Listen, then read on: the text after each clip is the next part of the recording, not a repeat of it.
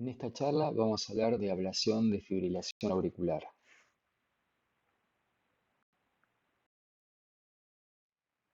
Como ustedes saben, varios registros mostraron que la tasa de ACV y de mortalidad se incrementan en los pacientes con fibrilación auricular en relación a los pacientes que mantienen el ritmo sinusal. La tasa de ACV en pacientes con fibrilación auricular no reumática alcanza el 5% anual, que representa 2 a 7 veces la tasa de ACV en la población general. En la FA reumática el riesgo es 17 veces mayor que en la población general y el riesgo aumenta con la edad, siendo de 1,5% en los pacientes menores de 59 años y del 23,5% en los pacientes mayores de 80 años. Y la mortalidad está relacionada con la cardiopatía de base. Diferentes trabajos trataron de evaluar la sobrevida y los eventos adversos de acuerdo al tratamiento que recibían los pacientes con fibrilación auricular. Y en estos tres trabajos, por ejemplo, lo que se evaluó fue el tratamiento para mantener el ritmo sinusal versus el tratamiento para control de la frecuencia. Y como vemos en los tres trabajos, las curvas prácticamente se superponen, es decir, que ninguno de los dos tratamientos mostró beneficios sobre el otro. Cuando analizamos en detalle los trabajos, acá vemos el total de pacientes incluidos, vemos que el trabajo más grande es el AFIRM, la edad promedio de los pacientes, que era de 68 años, el seguimiento promedio de los pacientes, que era de 2,5 años, y lo que llama la atención es, por ejemplo, en el grupo ritmo sinusal, que solo un 41% de los pacientes mantenían realmente el ritmo sinusal. En el STAFF solo el 23% mantenía el ritmo sinusal y en el AFIRM el 62% de los pacientes en el grupo ritmo sinusal mantenían el ritmo sinusal. Y luego la alta tasa de entrecruzamiento, que en promedio era un 55%. ¿Y por qué había tanto entrecruzamiento? Porque había pacientes que uno quería tenerlos en el grupo ritmo sinusal, pero como siempre estaban fibrilados, quedaban en control de frecuencia, o pacientes que estaban en el grupo control de frecuencia, pero por estar muy sintomáticos pasaban al grupo control de. En conclusión, entonces, tenemos pacientes que iban a estar en el grupo control de frecuencia, que sabíamos que estaban fibrilados, que tenían un apropiado control de la frecuencia habitualmente con beta bloqueantes y que tenían una anticoagulación apropiada porque sabíamos que estaban fibrilados. Mientras que el grupo control de ritmo, también había muchos pacientes que estaban fibrilados, recibían drogas antiarrítmicas que, como saben, tienen efectos proarrítmicos y estaban inapropiadamente anticoagulados, con lo cual tenían un incremento del riesgo de ACV. Lo interesante es que, por ejemplo, en un subanálisis del estudio STAFF se observa que los pacientes que realmente mantenían el ritmo sinusal tenían una tasa de evento mucho menor que los pacientes que tenían fibrilación auricular. Y en el análisis realizado en el AFIRM también se observa que la mejoría de la sobrevida se ve en los pacientes que mantienen el ritmo sinusal y que están anticoagulados y empeora la sobrevida algunos factores como por ejemplo el uso de drogas antiarrítmicas.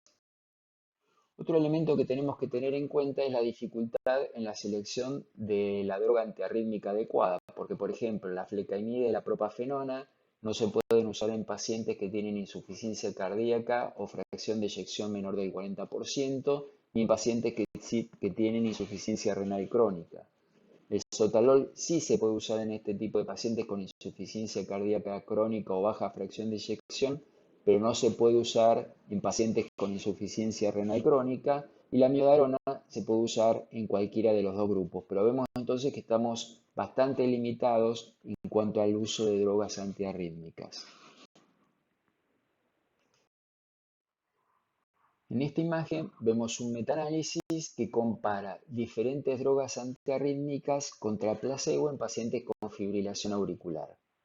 En esta primera imagen lo que vemos es la mortalidad global y vemos que la única droga que cambia la mortalidad global es el sotalol, que parece incrementarla levemente.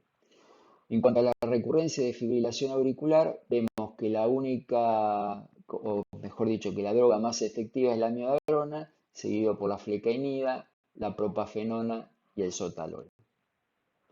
En cuanto a la tasa de ACV, la única droga que en un trabajo mostró algún beneficio fue la dronedarona. Y en cuanto a los efectos adversos, todos los antiarrítmicos muestran una tendencia a mayores efectos adversos. El predominante es la amiodarona, seguido por la dronedarona y el sotalol.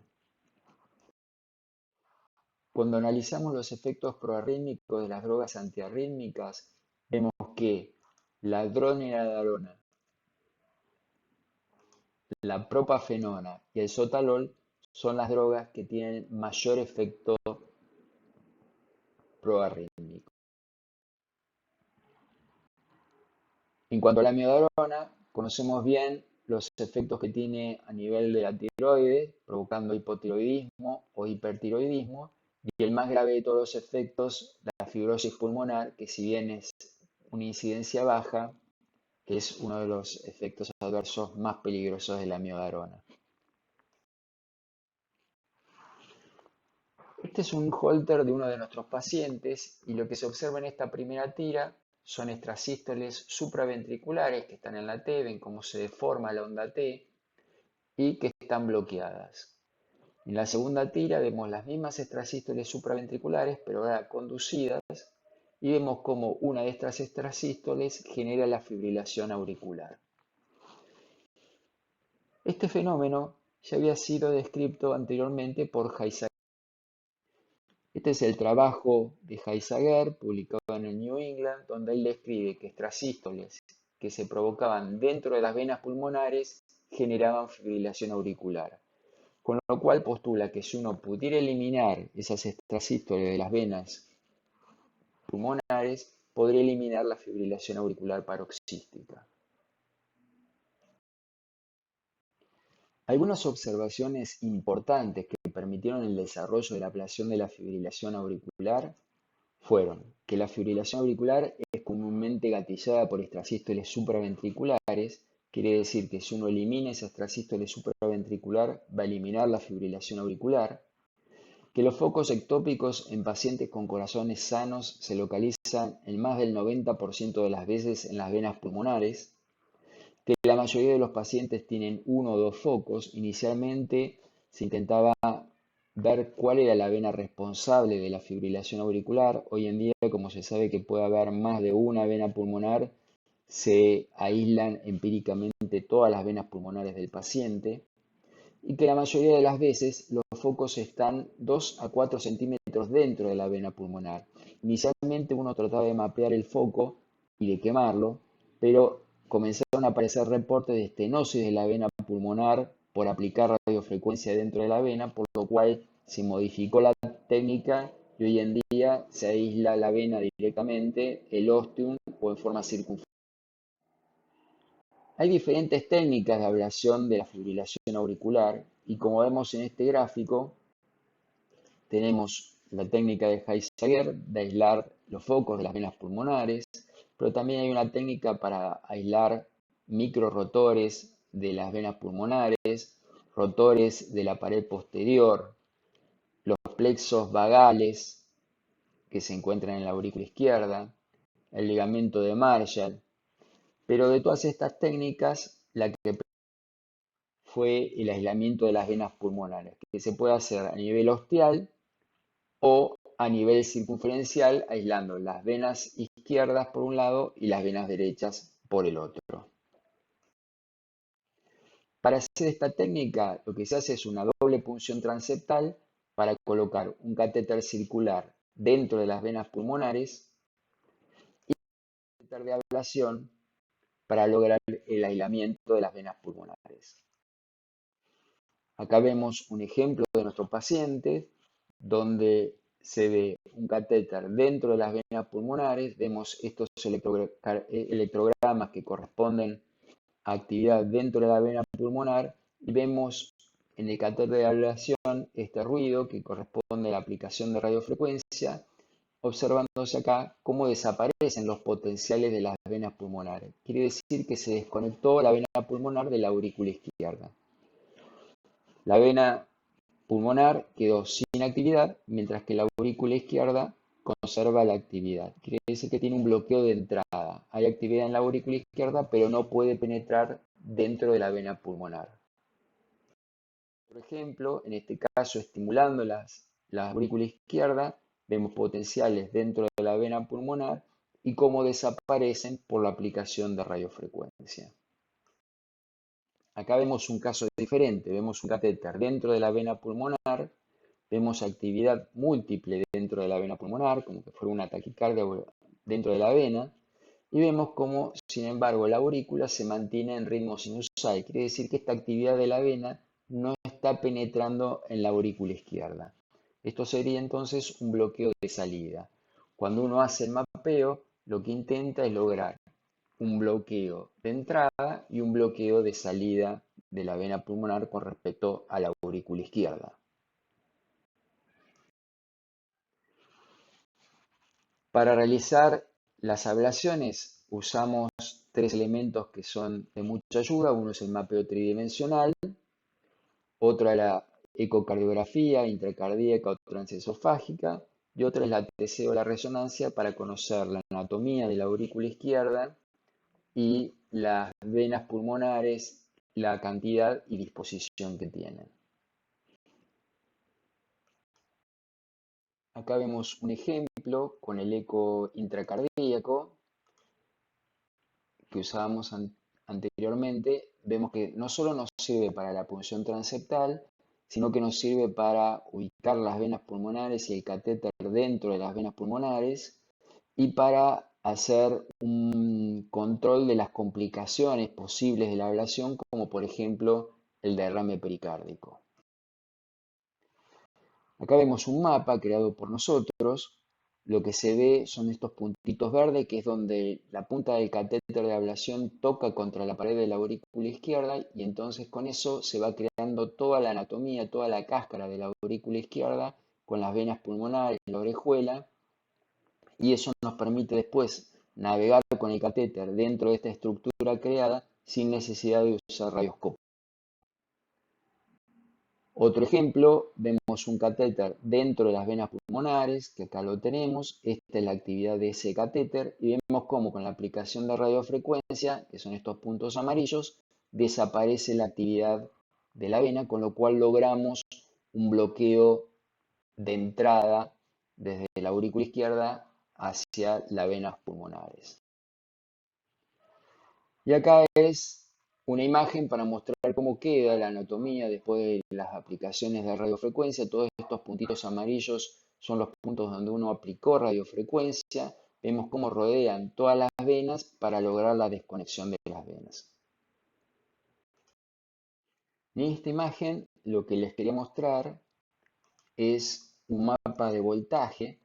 En azul o violeta se ve las zonas de alto voltaje y en gris las zonas de bajo voltaje, y vemos cómo las venas se han puesto gris porque han sido desconectadas del resto de la aurícula izquierda. Varios estudios randomizados han mostrado la eficacia de la ablación versus las drogas antiarrítmicas. Acá vemos estos trabajos donde se muestra la tasa libre de recurrencia de la ablación con respecto a la tasa libre de recurrencia de drogas antiarrítmicas.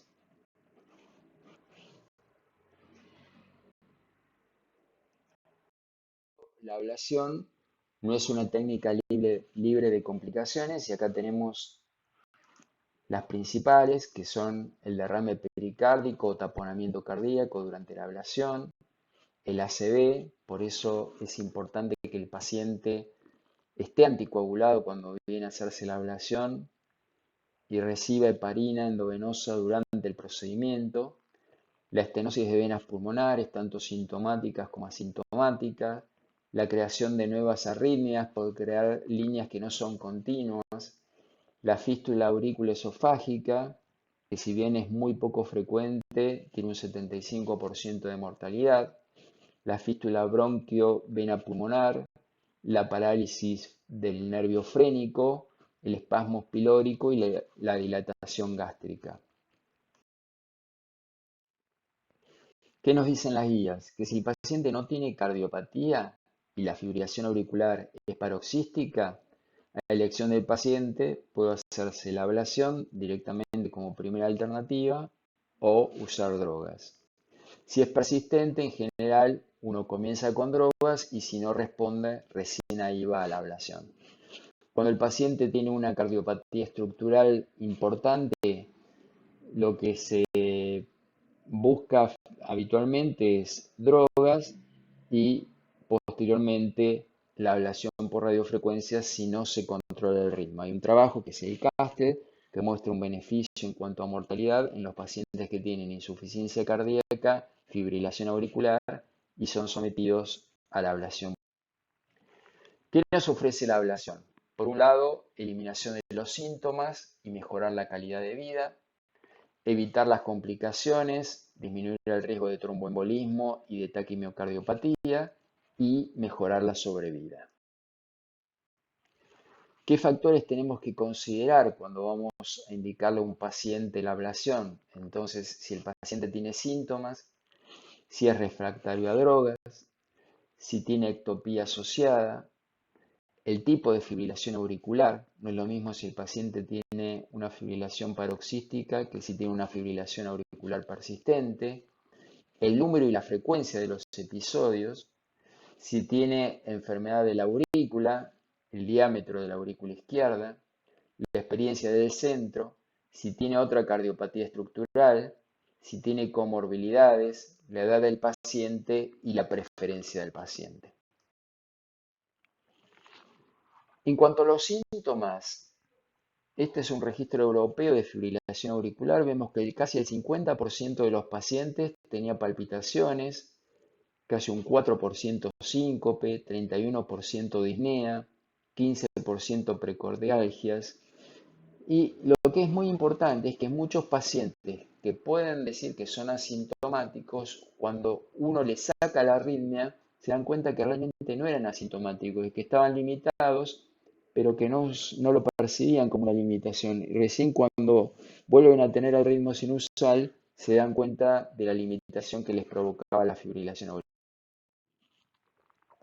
Este es un trabajo donde se comparó el SF-36 para evaluar los pacientes que eran sometidos a ablación por radiofrecuencia por fibrilación auricular versus el tratamiento con drogas antiarrítmicas. Y como se muestra, tanto en la parte física como en la parte mental, tenía mejores resultados los que eran sometidos a la ablación por radiofrecuencia que los que recibían tratamientos con drogas antiarrítmicas. En cuanto a la frecuencia de síntomas y severidad de los síntomas, también mostraban mayor beneficios los que se eran sometidos a la ablación por radiofrecuencia que los que recibían tratamientos con drogas antiarrítmicas. Este es otro trabajo que también muestra el beneficio en cuanto a la calidad de vida en los pacientes sometidos a ablación por radiofrecuencia. Este es un trabajo interesante porque compara tres grupos de pacientes. Pacientes que no tienen fibrilación auricular, pacientes que tienen fibrilación auricular y reciben tratamientos con drogas y pacientes que reciben ablación por radiofrecuencia. Y como vemos, los pacientes que recibieron la ablación por radiofrecuencia tienen una mortalidad total similar a los pacientes que no tenían fibrilación auricular. Lo mismo ocurre con la tasa de accidente cerebrovascular, que disminuye sustancialmente, y también se ve una disminución. Ustedes saben que hay varios trabajos que muestran una asociación entre la fibrilación auricular y la demencia senil y la vasculopatía seniles. Y como se ve en este trabajo, hay una disminución de estos eventos que casi lo asemejan a la población en ritmo sinusal cuando los pacientes con fibrilación auricular son sometidos a la ablación por radio. Entonces, como primer concepto, cuanto más sintomático esté un paciente con fibrilación auricular, mayor beneficio clínico cabe esperar de la ablación. Lo segundo que hay que tener en cuenta es la refractariedad. En este trabajo randomizado se comparó los pacientes con ablación versus el tratamiento con drogas y la proporción de pacientes libres de síntomas es mucho mayor en los pacientes ablacionados que en los pacientes que iban recibiendo diferentes drogas anticonceptivas. Lo mismo ocurre en pacientes que se seleccionaron como primera terapia. Estos pacientes, un grupo era sometido como primera terapia a la ablación, otro grupo a drogas antiarrítmicas y vemos un beneficio claro en los pacientes que eran sometidos directamente a la ablación. Lo siguiente importante es la ectopía y el tipo de fibrilación auricular, si es paroxística, persistente y el número y episodios. ¿Y esto por qué? Porque la progresión que hoy se habla de la fibrilación auricular, el paciente está en ritmo sinusal, puede tener varios episodios de fibrilación auricular asintomáticos, eso muchas veces lo vemos con los dispositivos implantables, que el paciente tiene episodios de fibrilación auricular a pesar de que no lo sienta. Luego pueden aparecer algunos episodios sintomáticos y en la medida que el paciente no recibe un tratamiento adecuado, estos episodios sintomáticos cada vez se vuelven más prolongados hasta llegar a la fibrilación auricular persistente. Por eso, si uno toma a la fibrilación auricular en las primeras etapas, cuando los episodios son paroxísticos, la probabilidad de éxito es mucho mayor que si uno lo toma en las etapas tardías de la fibrilación auricular crónica, donde ya el gatillo, las extrasístoles no tienen tanta importancia y sí tienen mucha más importancia las modificaciones del sustrato que ha tenido la aurícula, y entonces es más difícil tratar a estos pacientes que a estos pacientes. Y esto está demostrado en muchos trabajos, donde se ve cómo la tasa de éxito en los pacientes con fibrilación auricular paroxística es mucho mayor que en los pacientes con fibrilación auricular persistente. Un dato importante a tener en cuenta es la progresión de fibrilación auricular paroxística a persistente. Si uno realiza el tratamiento de ablación por radiofrecuencia, la tasa de pacientes que va a pasar de FA paroxística a persistente va a ser menor que si uno a un paciente con FA paroxística lo trata con drogas antiarrítmicas, donde el pasaje a fibrilación auricular persistente va a ser mayor. El diámetro de la aurícula también es importante. Cuanto más grande sea la aurícula, menores posibilidades de mantenerlo en ritmo sinusal. Y acá vemos un trabajo donde el punto de corte que toma es 145 mililitros y vemos cómo cuando está por debajo tiene mayor chances de éxito que cuando está por arriba de este tamaño. La investigador, a mayor número de casos, mayor éxitos. Y por supuesto, la cardiopatía estructural. No es lo mismo hacer una ablación en un paciente que no tiene cardiopatía estructural que un paciente que, por ejemplo, tiene una valvulopatía mitral. Las comorbilidades que tenga el paciente, la edad del paciente, a mayor edad del paciente, mayor riesgo de complicaciones y, por supuesto, la preferencia del paciente. En conclusión, entonces, el ritmo sinusal es el mejor ritmo que puede tener un paciente. Cuanto más sintomático esté el paciente, más se beneficiará con la ablación por radiofrecuencia. Mejora resultados en fibrilación auricular paroxística, especialmente si el paciente tiene muchas recurrencias y alta carga de ectopía asociada. Y cuanto menos dilatada esté la aurícula, más probabilidad de éxito. Por eso, muy importante, si uno quiere puede probar un fármaco antiarrítmico, pero no demorar demasiado. Si uno ve recurrencia de fibrilación auricular, considerar rápidamente la posibilidad de la ablación para tratar de mejorar los resultados. Muchas gracias.